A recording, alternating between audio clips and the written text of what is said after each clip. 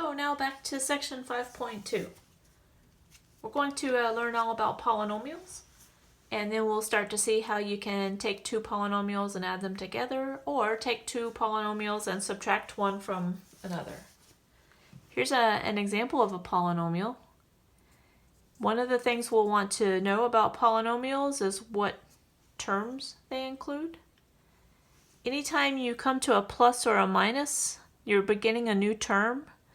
So 4x to the fifth will be one term, and then the plus here shows us that we're starting a new term. And the minus means we're starting a new term.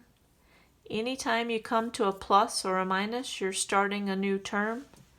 So when we're asked to identify or list the terms, we're just kind of breaking it apart.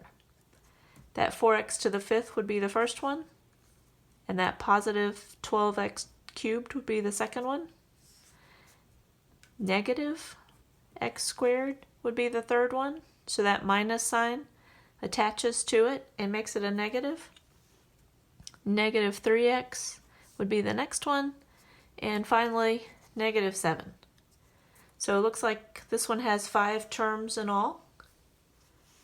Depending how many terms there are, it might have a special name, like a monomial is when there's one term. A binomial is what you call a polynomial that has 2 terms. Trinomial has 3 terms. Since we had more than that, we had 5 terms, this one would be none of those. It would not have a special name, it would just be called a polynomial. The coefficients of the terms are the numbers in front of the variables. Like the 4 would be the coefficient of 4x to the fifth. So each one of these terms we just wrote down should have a coefficient. 12 would be the number in front of the x for the second term. The third term has one of those invisible negative ones in front of the x, so that would be its coefficient. Negative 3 is the coefficient for this one. And finally, there's not an x, so the negative 7 is the coefficient. We're also sometimes asked about the degree of each term. So the number out front we just saw there, that was the coefficient. The exponent on the variable, that's the degree. So let's go back through the terms and see what the exponent on the variable is for each one. For 4x to the fifth, the exponent would be 5, so its degree is 5. For 12x cubed, the exponent is 3, so its degree is 3. We see this one is squared, degree of 2. This one you don't see an exponent, so it's an invisible 1. And lastly, the negative 7 doesn't have an x at all. Its degree or exponent would be 0. The idea is for the negative 7 to be in front of an x. The only way that x would disappear is if the exponent was 0. So you can kind of see more clearly here, perhaps, how negative 7 is the exponent and how 0 is the degree.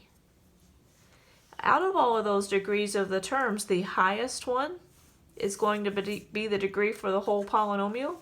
So the highest degree of all the terms wins out and is called the degree of the polynomial.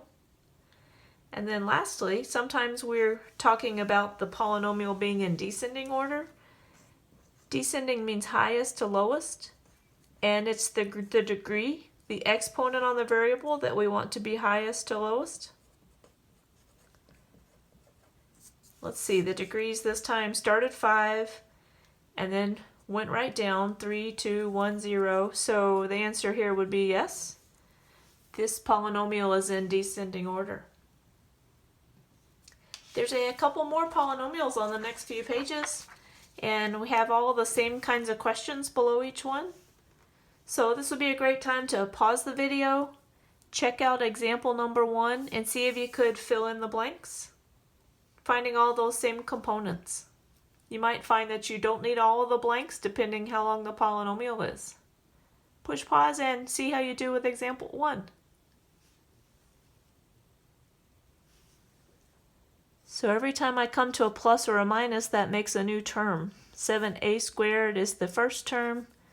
Negative 5 is the second term, and 2a is the third term. We have 3 terms this time, making it a trinomial. The coefficients would be the 7, the -5, and the 2. The degrees would be 2 and 0 and 1. Remember, -5 has a degree of 0 because you don't see a variable at all. Whereas the 2 does have a variable, so there's an invisible 1. Out of all those degrees, 2 is the highest, so that's the degree of the whole polynomial. And as it's written, the answer would be no. The degrees are not in descending order. We could certainly rearrange it though and put it into descending order if we put the 7a squared first, and then the plus 2a, and lastly the -5.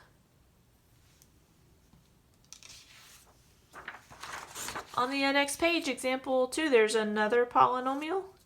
Here's another good time to push pause and see if you can identify all these same components.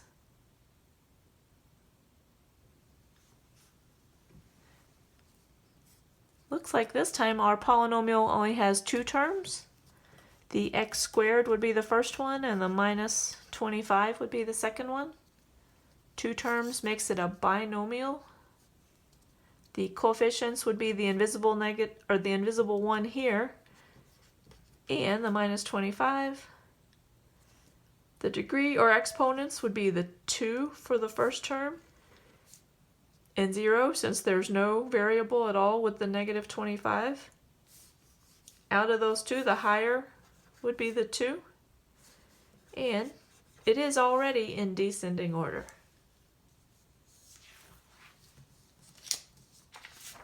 So we'd like to be able to combine polynomials, like maybe add 2 of them together. Here's an example of a trinomial in this set of parentheses, plus another trinomial in this set of parentheses. And here's the result from adding them together. Can you see where the 10x squared came from?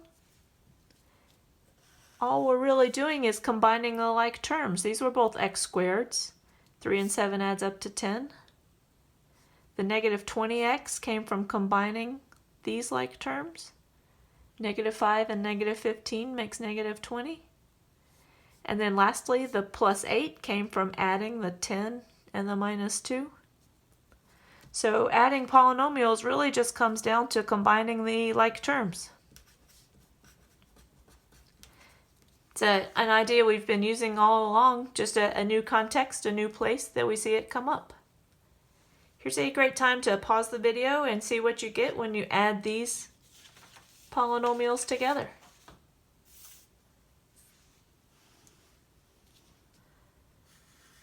When I add the like terms here, I'll get 11x squared. And the x's are also like terms. That adds up to a -1x. And looks like the +1 and the -1 are going to cancel each other out. So I just get 11x squared minus x. Adding like terms on the next one gives me y squared minus 3y plus 17. And number 3. We'll have to be just a little bit careful because the like terms are not exactly where we think they are. Like this 4x cubed is the only x cubed term, so nothing to combine with it. The x squareds we can add together and get a -1x squared or just -x squared. The 2x and -2x are like terms. They're going to cancel each other out. And then we still have this -5. Which is not like any of the other terms, so it'll end up just staying -5. Sometimes people prefer the format we see here in number 4. This is called a vertical format since the polynomials are written up and down, right above and below one another. We are asked here to add, so we want to still just think about combining our like terms. Sometimes people prefer this vertical method because the like terms are already lined up And it's really quick and easy to roll through and see 9 and 3 make 12. Negative 6 and 4 make negative 2. And positive 5 and negative 3 make positive 2. So it ends up 12x squared minus 2x plus 2. Subtracting is very similar. We have an example here of a trinomial minus another trinomial. One thing we need to do when we're subtracting is be a little bit careful as we remove the parentheses. Since there's nothing in front of this first set of parentheses, those terms are going to stay exactly the same. However, the second set of parentheses has a negative or an invisible -1 in front of it that's going to affect all of those signs. So I would suggest to start by distributing that negative. That's going to change all of the signs in the second polynomial. And then we can go back through and combine our like terms. So distribute the negative and then combine the like terms. Try pushing pause to see what you get for the 4 subtraction problems here.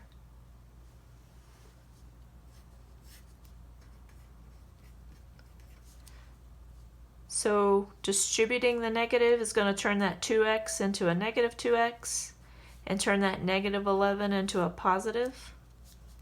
The first binomial, the first polynomial, doesn't change at all because there's nothing in front of those parentheses. So now we'll start to look for like terms. And our final answer on number 1 is 3x plus 8.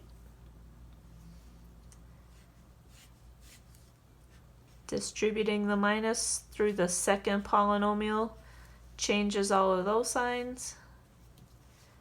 The first 3 stay exactly as they were. And then we'll look for our like terms to combine.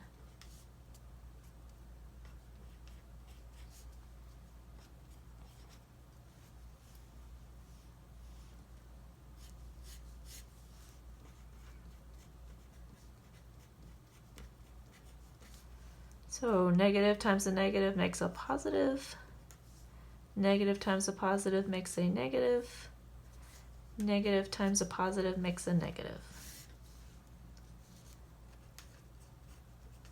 Combining the like terms now makes a 5y squared, a minus 5y, and a minus 3. Here's a vertical format showing some subtracting.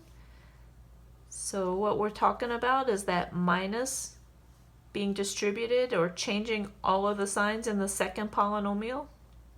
Sometimes people like to just think it through, like 9 minus 3 makes 6x squared.